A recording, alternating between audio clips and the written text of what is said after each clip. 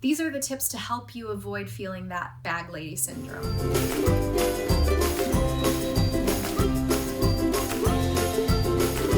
Hey there, welcome back to my channel. As I mentioned in my last video, I have had a lot of good feedback about talking about men and women and the ways that we grapple with retirement and the anxiety that can build. And so on this video today, I'm going to be focusing on women and the anxiety that we have, which is lovingly coined as bag lady syndrome, and how we can properly talk about our retirement to help us quiet the nag that's in the back of our brain telling us that we're going to be a bag lady.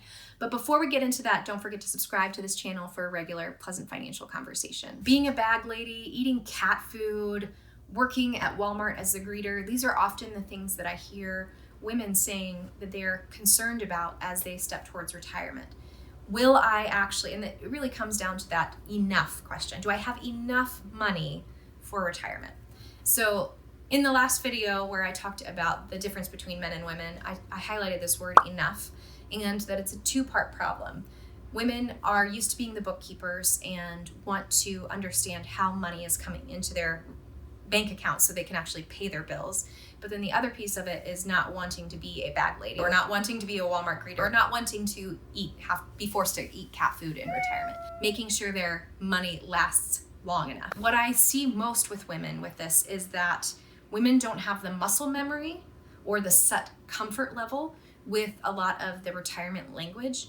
And so they aren't able to adequately answer that question for themselves. Do I have enough money for retirement, for my whole retirement? Because they haven't been necessarily a part of the financial conversation.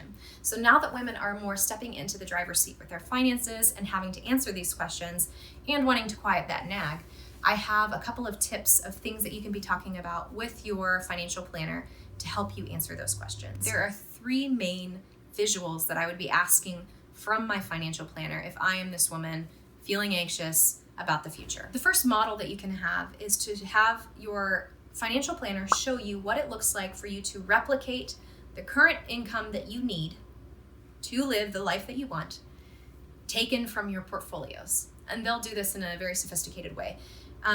So when I do this for folks, it shows a visual of how long the money lasts. And if you have plenty of money, you'll see that your anticipated day of death, which is, I usually put as age 90, you'll either see the bar raising all the way to that point, or it drops off sometime before that. And we know that if it drops off sometime before that, we are taking too much income from the portfolio. So that can tell you immediately if you have enough saved. And from that point, you can make adjustments. You can either work longer or you can take less income. You just make the adjustments to fit the lifestyle that you want. The second visualization that you can have is called a Monte Carlo simulation. Now, the Monte Carlo simulation really takes your portfolio and the anticipated distributions that you're taking out and matches it to history, because we have no idea what the future holds, but we know what's happened in the past. And there's thousands of different scenarios that you run it by in the past, the sequence of returns that have happened in the investment accounts, to see if I take this much money from my portfolio, how likely is it that it will last my entire lifetime? So then you can get a number, a percentage, 1 to 100 of how likely it is that you are able to take the amount of money that you desire in retirement. The last scenario that you can run is a stress test to really ask those questions of, if I have to go into a nursing home, or if my spouse has to go into a nursing home, what does that do to my financial plan? You can run any type of stress test, worst case scenario, against your portfolio, just to make sure that you've got all of your T's crossed and your I's dotted as you're stepping towards retirement. Your bonus tip is just to ask for multiple meetings leading up to your retirement, because inevitably it's a lot of information coming at you. And even though you've answered the question once, you might need to answer it 4 times before you feel really settled with it and quiet that stinking nag in the back of your brain that keeps saying, I'm going to be a bag lady, because you probably aren't going to be a bag lady if you've done the work of saving. All right, friends, that's all I have for today. Thank you so much for tuning in. I appreciate it as always.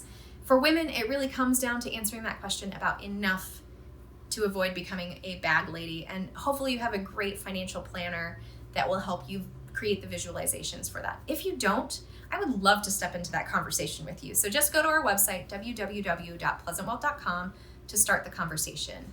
Because Lord knows we don't need to have that nag in the back of our head consistently asking the question, am I going to become a bag lady, when it's been answered several times.